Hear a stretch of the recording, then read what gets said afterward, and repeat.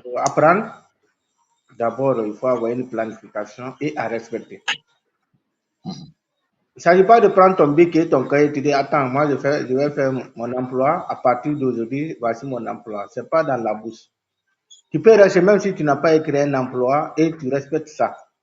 Comme ce que tu m'avais posé au village, nous, on ne connaît pas l'emploi, mais vraiment, on apprenait. Est-ce qu'il y avait un temps pour les matières littéraires et un temps pour les matières exactes? J'aime bien tout ça. C'est ça que je dis. On avait une équipe qui était très dynamique. Moi, Yemi Sissé, comment dire, Matouré, qu'on appelait Fouillé. Oui. Matouré. Fermez ici, maman.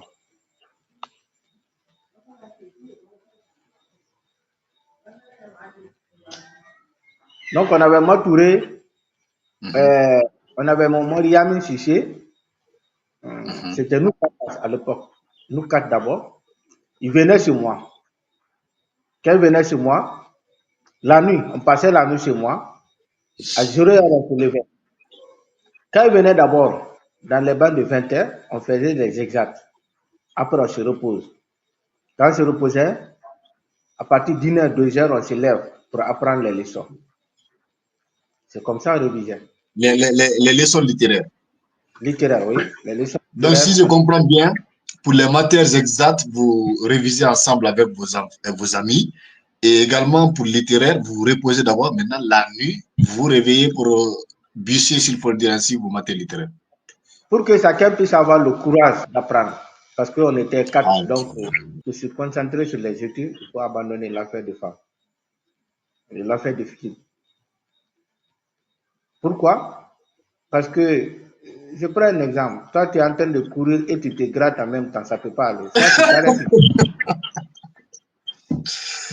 tu t'arrêtes. D'abord, tu te grattes ou bien à l'arrivée, tu te grattes. Qu'est-ce que M. Dias voulait devenir? Bon, merci. Bon, c'est une question de fois. Quand je pense à ça, j'ai les larmes aux yeux parce que bon.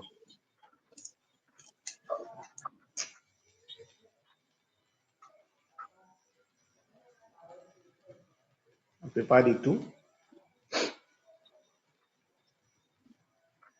C'est des choses, bon, je ne vais pas trop détailler. Bon.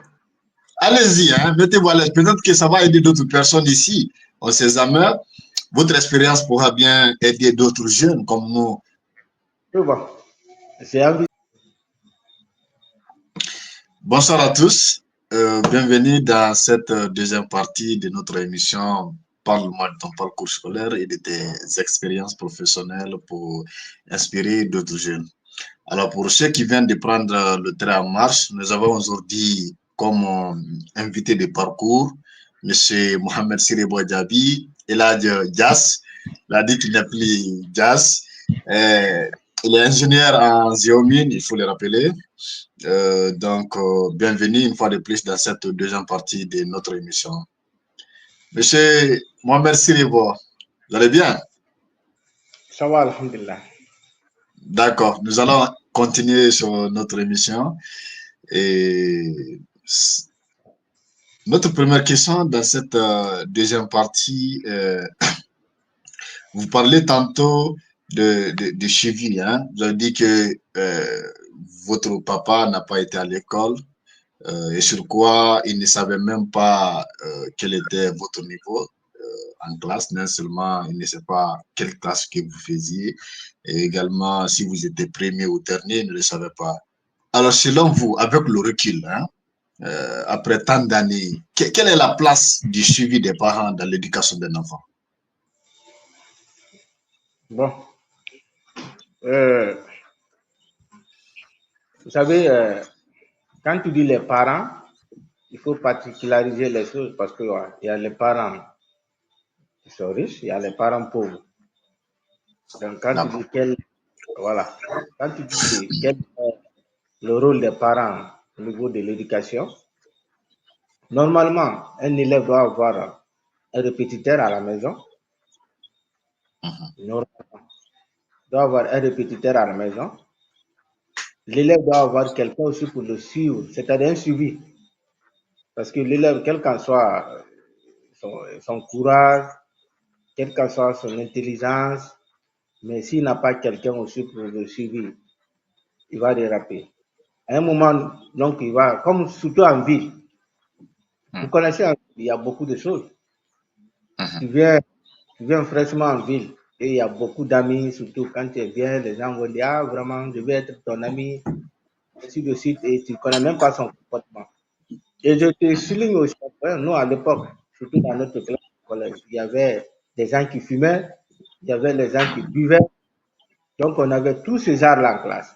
Donc, imagine-toi, tu n'as pas quelqu'un pour suivre et tu vas te lancer dans ces domaines-là et puis voilà, tu perds vraiment ton éducation. Et nous, on ne nous a pas éduqués comme ça. Moi, je peux dire alhamdulillah. C'est ma grand-mère qui m'a éduqué, mais vraiment, elle ne m'a jamais frappé. Wallah, billah, tallah. Mais j'ai suivi vraiment de vraies éducations. Elle ne m'a jamais frappé. Lui, frapper, c'est ça. Alors,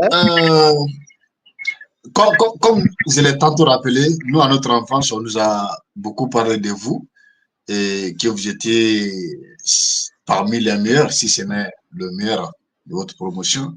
Alors, en classe, les élèves, certains élèves voient que certains de leurs amis sont tellement bons.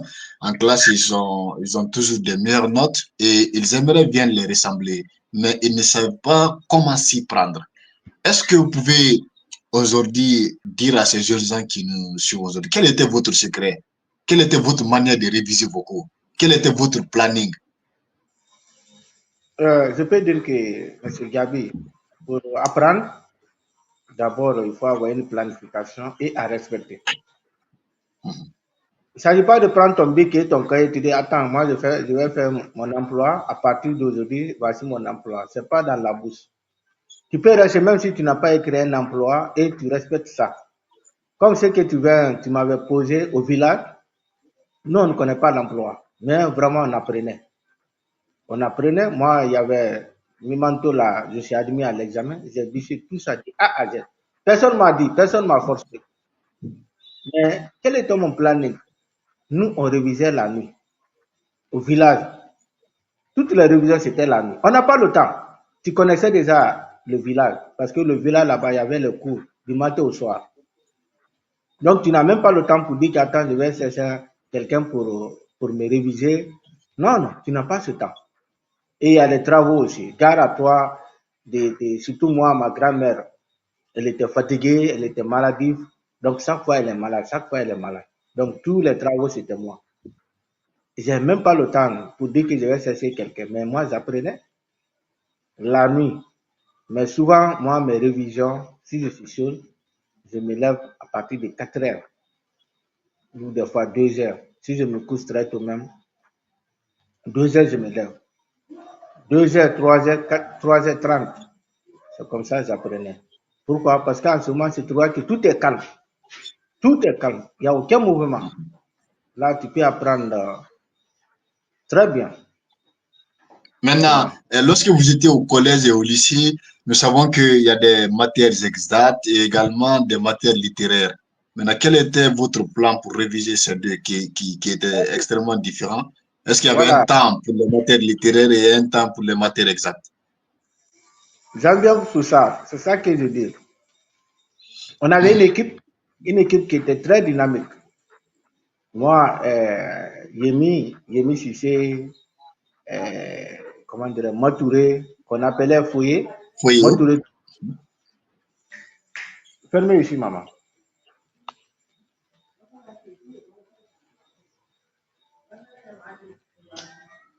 Donc, on avait Matouré, on avait mon Yamin Sissé. C'était nous quatre à l'époque. Nous quatre d'abord. Ils venaient chez moi. Quand ils venaient chez moi, la nuit, on passait la nuit chez moi. À 0h, on se levait. Quand ils venaient d'abord, dans les bancs de 20h, on faisait les exacts. Après, on se repose. Quand on se reposait, à partir d'1h, 2h, on se lève pour apprendre les leçons. C'est comme ça on révisait. Les leçons littéraires. Littéraire, oui. Les leçons Donc, si je comprends bien, pour les matières exactes, vous révisez ensemble avec vos amis. Et également pour le littéraire, vous vous reposez d'abord. Maintenant, la nuit, vous vous réveillez pour bûcher, s'il faut le dire ainsi, vos matières littéraires. Pour que chacun puisse avoir le courage d'apprendre. Parce qu'on était 4, Ah, donc... voilà. Donc, pour les matières exactes, c'était non seulement de vous donner les idées, mais également pour vous donner le courage. Le courage, s'il faut dire ainsi. Exactement. D'accord, d'accord. On est tous jeunes, hein? On est jeunes et quand on est enfant, et surtout à une certaine âge, on veut suivre les filles, on veut avoir les filles dans notre vie, on veut un peu s'éclater pour aller dans les boîtes de nuit. Avec beaucoup de choses, on veut faire des sorties avec les amis. Selon vous, devons-nous nous éloigner de toutes ces choses-là pour se concentrer les études ou bien on se dit qu'on peut concilier les deux? Est-ce qu'on peut mener ces deux vies? Pour bien reformuler, est-ce qu'on peut profiter de la jeunesse? Parce que c'est ce que les jeunes disent, profiter de la jeunesse. Profiter de la jeunesse, ça signifie avoir une petite copine, aller en boîte de nuit, faire des sorties. Faudra-t-il le faire ou bien nous devons l'abandonner? Et si nous devons le faire, comment le concilier avec les études sans perdre de niveau? Entre parenthèses, parce que nous avons vu, hein, nous avions certains amis qui étaient tellement bons en classe, mais lorsqu'ils ont commencé à suivre les filles de ça et là, ils ont commencé à aller dans les boîtes de nuit, ils se sont pris comme des stars, et en fin de compte, ils ont perdu de niveau. Donc, selon vous, comment s'y prendre? Voilà, merci pour cette question. C'est une bonne question, très bonne question même. Donc, je dirais ici par là d'abord, mon premier choix d'abord, de se concentrer sur les études, il faut abandonner l'affaire de femmes et l'affaire de filles. Pourquoi? Parce que, je prends un exemple, toi tu es en train de courir et tu te grattes en même temps, ça ne peut pas aller. Soit tu t'arrêtes d'abord, tu te grattes, ou bien à l'arrivée, tu te grattes. Soit c'est les deux. Donc, toi, tu ne peux pas chercher une bonne formation en classe et tu es là sur les filles. Ça ne peut pas aller. Et moi, un exemple d'abord, moi, je faisais tout ça au village. Mais arrivé en ville, les gens vont témoigner. Ils ne peuvent jamais faire sortir la copine de Gabi à Koya. Jamais. J'ai tout abandonné pour avoir ma formation, pour avoir une très bonne formation. Je n'ai jamais eu de copine à Koya. Je n'ai pas dit que je n'ai pas accompagné les gens. Je faisais les boîtes de nuit, je sortais. Je sortais, mais ça aussi, c'est un temps. Pourquoi? Des fois, on peut réviser, on est vraiment sous-chargé, la tête est sous-chargée avec les choses de la famille. Des fois, on se programme, on dit voilà, samedi, on va sortir. On partait, et là aussi, on s'asseyait un peu, voilà. Et on avait même un groupe, notre groupe, c'était Force Sacrée. Force Sacrée, c'était ça notre groupe. Donc, mais C'était avec pas, tout, hein? Force Sacrée, c'était pas au village ou bien c'était après aussi? Mais même à Koya, on était, c'est ça que j'ai dit, notre équipe est toujours la même. On n'a rien changé. Okay. Quand on est en ville, toujours on était ensemble. On était tous ensemble. On révisait, on faisait tout ensemble. D'accord. Avez-vous eu des mentors? Un mentor, un coach, s'il faut dire ainsi, durant votre parcours scolaire? Ça, c'est, oui, mon oncle le faisait pendant les vacances, mon oncle Bakari. Et oui, lui, des vacances, il donnait le cours de révision. Ça, il faisait ça à cause de moi, avec son ami Foregao Sissé. Mais en proprement dit, à l'ouverture, non. À l'ouverture, non. D'accord. À Ok. l'ouverture, voilà, le temps, donnez-moi le temps. D'accord, Et d'accord, allez-y. je dirais ici que les études, il ne faut pas chercher un mentor. Il ne s'agit pas d'avoir des mentors pour étudier. Non. Nous, on révisait à nous-mêmes. Nous, Mais moi c'est et moi, tout le important quand même ce que les gens disent. voilà. C'est que, Pour certains, c'est important. Certains disent que c'est important. Et vous, pour vous, il faut se concentrer sur soi-même, ne pas compter sur un mentor. voilà, je vais donner mes raisons. Nous, moi, Touré était dans l'autre salle. C'était A2. Moi, je faisais A3. Yémi, on était dans la Yémi et Mamadi Amin Sissi. Mais comme ce que je disais, chacun était bien dans une matière. Donc, quand on se regroupe, la leçon ou la partie qui a été donnée par le professeur, on se demande qui a compris cette partie. S'il dit oui, il se lève, il l'explique aux autres. En mathématiques ou en physique-chimie, il y a une autre personne qui se lève aussi. On faisait des exercices comme ça. Quand on se bloquait, on appelait voilà, d'autres personnes, voilà, ici. Mais bon, je ne me rappelle pas qu'on s'est bloqué un jour parce qu'on ne prenait pas des exercices qu'on n'a pas fait, non. Par exemple, si on a fait la leçon là, dans la leçon là, non seulement on apprenait les formules d'abord dans la leçon là, et après on cherchait un exemple qui correspond à la leçon. Voici comment on apprenait. Entre nous seulement, il n'y avait même pas de mentor. Après, on prenait des exercices aussi qui parlent, c'est-à-dire l'exercice qui donne un sens à la même leçon. C'est-à-dire, c'est les mêmes formules, presque. Donc, on révisait comme ça. Et parce qu'au collège, les professeurs, là, tu connais déjà, c'est les professeurs qui sont tellement paresseux, ils ne cherchent pas beaucoup. La leçon qu'ils vont envoyer pendant la composition, c'est la même leçon qu'ils vont prendre. Ils ne modifient même pas. Donc, imagine, toi, tu révises chaque fois, tu révises chaque fois. Qu'est-ce qui va faire que tu n'auras pas, voilà, bien classé ou bien des bonnes notes? Non, tu auras forcément des bonnes notes, même si tu n'es pas un mentor. Ça suffit seulement que tu te concentres sur les leçons qu'on te donne en classe.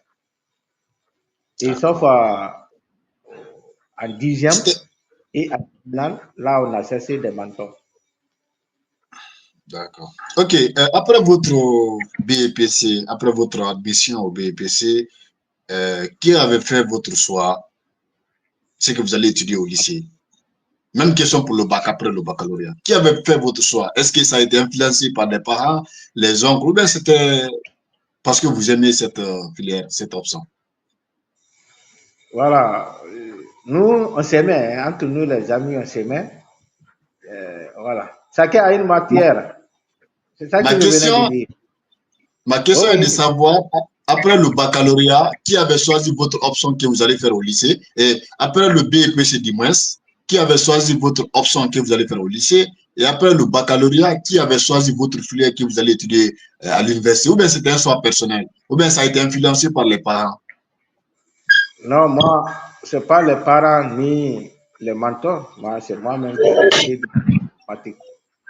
J'ai décidé ça depuis D'accord. au collège pour faire la mathématique. Ouais. Et Euh, après le lycée, là, avant d'aller d'abord à Kindia, j'ai consulté les gens, chacun donnait son avis, ceci, cela. Mais moi aussi, j'avais aussi mon avis personnel. Je voulais faire les télécoms. Mais Dieu n'a pas voulu. Sinon, c'était mon premier choix de faire télécommunication. Ça, j'ai aimé ça depuis à mon enfance.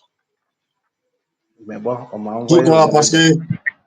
Parce qu'il y avait un ministre des télécommunications parmi votre communauté, ou bien c'était un choix personnel? Non, moi, c'était depuis mon enfance. Moi, parce qu'il y avait un ministre là. Le ministre là, ça, c'est tout dernièrement. Parce que le Oui, ministre mais il là, faisait télécommunication avant que, depuis votre enfance, il évoluait dans le domaine de télécommunication. Est-ce que c'était à cause de lui que vous voulez faire la télécommunication ou bien c'était un choix personnel? non, non, vous savez, M. Gabi, dans la vie, là, il ne faut pas prendre un choix à cause parce que j'ai un parent ministre. Même si ton père est ministre, est-ce qu'il a la capacité de t'aider? C'est ça le problème. C'est ça le problème. Il faut faire un choix personnel pour voir dans la vie et pour étudier aussi, pour choisir aussi le domaine après le lycée. Il faut voir d'abord le pays. Est-ce que le pays est capable, après tes études, d'avoir l'emploi ou bien d'avoir le travail? Parce qu'il ne prend pas seulement un choix parce que je vais faire l'université, tu prends comme ça un choix qui n'est même pas développé dans ton pays. Il y a un choix qui n'est même pas reconnu dans ton pays. Là, après tes études, tu passes à côté. C'est D'accord. comme ça, moi, j'analysais. Ok. Quelles étaient vos matières préférées à part mathématiques et pourquoi? Au lycée, Bon, à tous les niveaux. Collège, lycée. Ah, moi, C'était mathématiques seulement ou bien physique-chimie? Non, mes matières préférées, c'était maths, physique, chimie. J'aimais ces matières-là. Parce que moi, j'aimais trop de calculs. Et je ne peux pas bûcher. Je ne peux pas bûcher. Des fois, quand Ok. j'essayais avec les amis, on divise le cahier. On dit, ouais, chacun va bûcher 2 leçons, 3 leçons. Même une leçon ne peut pas rentrer dans ma tête. Tu vois. Mais D'accord. là, quand on dit calcul, au tableau, c'était moi qui étais au tableau. Moi aussi, je peux m'arrêter au tableau de 8 h jusqu'à 8 h le matin aussi. Ça ne me fatigue pas. Quelle était la matière qui vous faisait peur? Si à évaluation, déjà ça a peur. Non, moi, Les matières que vous c'était. n'oubliez pas. Ouais, c'était. Comme je suis au Sénégal maintenant même. Parce que la main dont on prononce ici et en Guinée, c'est pas la même chose. Ici, on dit SBT. C'était biologie. C'était biologie qui me fatiguait à cause des croquis là. Parce que moi, je ne sais pas dessiner. C'est les croquis là qui m'ont beaucoup fatigué. D'accord. Oui. Disons que quand vous étiez au collège, au lycée, quels étaient vos objectifs académiques et professionnels? Qu'est-ce que M. Dias voulait devenir? Bon, de merci. Bon, c'est une question de fois. Quand je pense à ça, j'ai les larmes aux yeux parce que bon,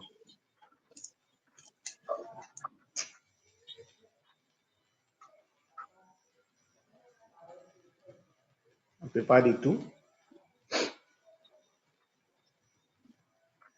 C'est des choses, bon, je ne vais pas trop détailler. Bon.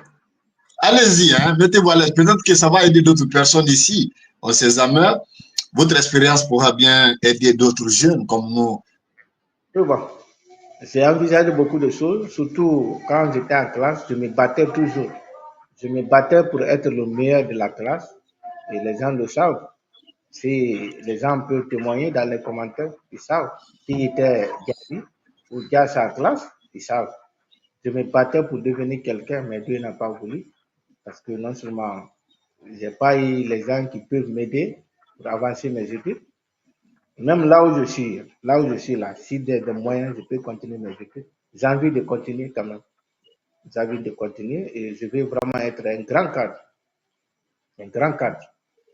C'était ça mon intention. Si tu vois que je me battais, même à l'université, hein, les matrices là, non, non, il n'y avait pas, il y avait pas quelqu'un qui me dépassait. Je me battais toujours parce que je Pour pensais être que un peut-être grand après cadre mes demain. études. Hmm?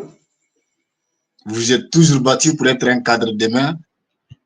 Voilà, pour vraiment avoir aussi vraiment voilà, quelque chose. Mais bon. Et je suis aussi un point, Mettre merci votre pour. famille à l'abri.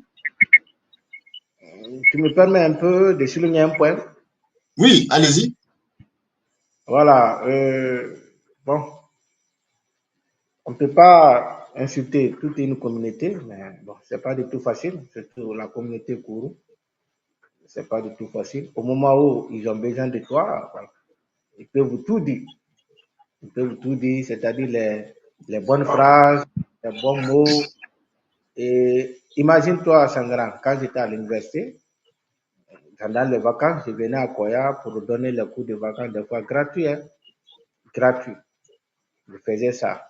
C'était pas parce que, bon, je vais chercher l'argent, mais je faisais ça pour qu'après mes études, si vraiment il y aura des gens qui peuvent vraiment m'aider, parce que vu que mon père est pauvre, mon père n'avait rien presque à l'époque, il avait perdu tout.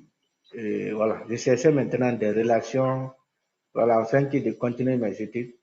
Mais bon, je n'ai pas eu la chance là. Et ça m'a donné des regrets. Je ne sais même pas ce qu'il faut dire par rapport à ce côté. Eh, avez-vous sollicité des aides et comment ça se passait? Avez-vous été chez certains cadres dans votre domaine ou bien, disons, dans d'autres domaines? Est-ce que il y a eu, vous avez rapproché, si ce n'est pas des hauts cadres, mais ceux qui sont stables financièrement, est-ce que vous avez sollicité des aides et quelles ont été les réponses? Oui, bien sûr. L'année à laquelle mon père était malade, je suis revenu à Koya. Quand je suis revenu à Koya, ma grand-mère m'a sollicité, c'est-à-dire d'appeler AC à l'époque, paix à son âme. J'ai appelé AC. AC m'a dit de le trouver à Conakry le même jour même. Le même jour, ma grand-mère m'a donné le transport pour aller là-bas. Je suis parti avec tous mes documents, tous mes papiers. AC a pris tout son temps pour fêter les papiers. Et il se trouve que même sa fille, comment elle s'appelle même? Sa deuxième fille, c'est pas, non, sa première fille, Goulot. Goulot me connaissait et sa deuxième fille aussi faisait le bac. L'année à laquelle sa deuxième fille faisait le bac, j'ai été dans la cour là. C'est mon ami Touba, parce que Touba était logé là-bas. Et un jour même, je l'ai trouvé en train de faire un exercice en mathématiques. Tellement que ma tête, j'ai maîtrisé Siam là. Quand elle a fait l'erreur sur moi, j'ai dit non, j'ai dit revois la phrase. Donc la fille, quand elle m'a vu, elle m'a dit, hé, toi là, tu es où actuellement? Assis là, ah, vous vous connaissez? Il dit, il dit lui là. Il dit, c'est lui qui était là à côté de son ami là. Il dit, un jour, je reviens. C'est lui-même qui m'a aidé mon exercice là. Il dit, j'avais un exercice là, à ma fonction. C'était au niveau des fonctions. Il dit, c'est lui-même qui m'a aidé, l'exercice là. Il dit, ah. Après, j'ai regardé aussi mes documents. Il dit, ouais, il dit, tu as vraiment des bons papiers, tu as des bonnes notes. Parce que la mathématique, j'ai eu aussi une note. Et après aussi, après le stage à la FMB aussi, j'ai eu aussi très bien. Voilà, tout ça, il dit, OK. Il dit, il faut partir à Bokeh, arriver à Bokeh.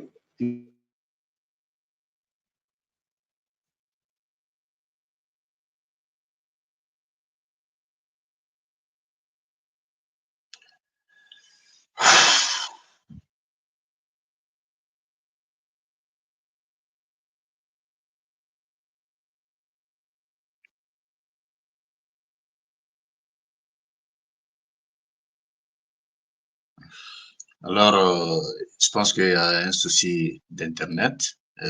Nous allons reprendre d'un moment à l'autre. Merci pour votre patience. On était vraiment dans une histoire émouvante. Et c'est vraiment, c'est révoltant. C'est révoltant lorsqu'on se bat pour devenir meilleur, lorsqu'on se bat pour être quelqu'un de mieux, comme il l'a si bien dit. Et à un moment donné, on est face à des obstacles qu'on ne peut pas contrôler, des forces extérieures qu'on ne peut pas contrôler. Et ces forces extérieures peuvent être sur le plan financier ou bien en matière des soutiens, si je dis des soutiens, au moins avoir quelqu'un qui pourra vous faciliter la tâche, vous ouvrir les portes. Et c'est extrêmement difficile. Et lorsque nous prenons le contexte guinéen et africain en général, ce sont des choses qui sont monnaie courante. Et vous allez trouver des gens qui ont été tellement brillants à l'école, ils étaient extraordinairement intelligents, mais quand ils finissent, il n'y a pas de moyens pour continuer leurs études, mais aussi il n'y a pas de perspective d'avenir pour avoir un job. Et lorsque nous nous trouvons dans de telles situations, j'avoue que c'est extrêmement difficile. Et il y a beaucoup de jeunes aujourd'hui qui vivent dans cette situation. Et c'est pourquoi un ami disait que il a été le précédent à intervenir ici, M. Mohamed Gado. Il disait que votre diplôme ne garantit rien. Même si vous êtes major de la promotion, ça ne vous garantit rien après les études. Et je pense que en disant cela, il a tout dit. Il y a l'école, il y a les réalités sur le marché d'emploi. Et donc, si vous n'avez pas les moyens pour continuer vos études, si vous n'avez pas les bras droits, les bras longs, comme l'on dit généralement en Guinée et également en Afrique, dans le système qui pourra vous épauler pour que vous puissiez avoir des boulots, c'est extrêmement difficile. C'est extrêmement difficile. Donc, je pense que ceux qui vont regarder aujourd'hui, ça va être une grande leçon pour tout le monde, à nous tous, à tous les jeunes aujourd'hui qui nous regardent. Ça nous attend tous. Donc, il faut être préparé à ça mentalement. Il faut que l'on se prépare à ça, qu'on sache ce qui nous attend après. Donc, je conseille à tout le monde de commencer à se préparer dès maintenant pour ne pas tomber dans ces genres de problèmes parce que c'est quelque chose d'extrêmement grave. Lorsque vous n'avez pas de travail, lorsque vous n'avez pas quelqu'un pour vous aider à continuer vos études, vous allez tout désapprendre. Nous avons combien de jeunes aujourd'hui qui font taxi-moto parce qu'ils n'ont pas d'autre choix. Il y a combien de jeunes qui sont sur la mer. Il y a beaucoup de diplômés qui sont en train d'aller mourir là-bas. Je pense que nous allons tous nous préparer. À partir de l'université, une fois qu'on met pied à l'université, il faut commencer à préparer notre sortie de l'université. Donc, il faut se préparer, il faut avoir euh, la vision, il faut savoir ce que nous allons faire après les études. Pas seulement avoir les études, vous pouvez vous préparer à continuer vos études, c'est-à-dire avoir des bonnes notes pour postuler pour les bourses, et également mettre quelque chose de côté, l'argent, pour que vous puissiez au moins avoir quelque chose sur la main pour avoir un petit business avant que vous n'ayez la chance vraiment d'avoir le boulot. Je pense que c'est extrêmement important. Oui, Monsieur Diaby est revenu. Désolé pour ça. Donc, je pense que vous aviez un problème d'Internet et je crois que c'est un peu, vous avez pu régler ça. Et nous allons continuer. Vous avez dit que vous êtes allé à la rencontre d'un haut cadre en Guinée qui était un proche, si si j'ai bien compris. Et donc, il vous a dit d'aller à Bouquet, hein. Je pense que c'est là-bas qu'on s'était limité avant que l'Internet,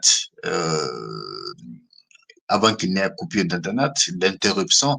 Donc, il y a toujours un petit souci de son côté. Je pense qu'il va venir d'un moment à l'autre. Donc, c'est ce que je disais.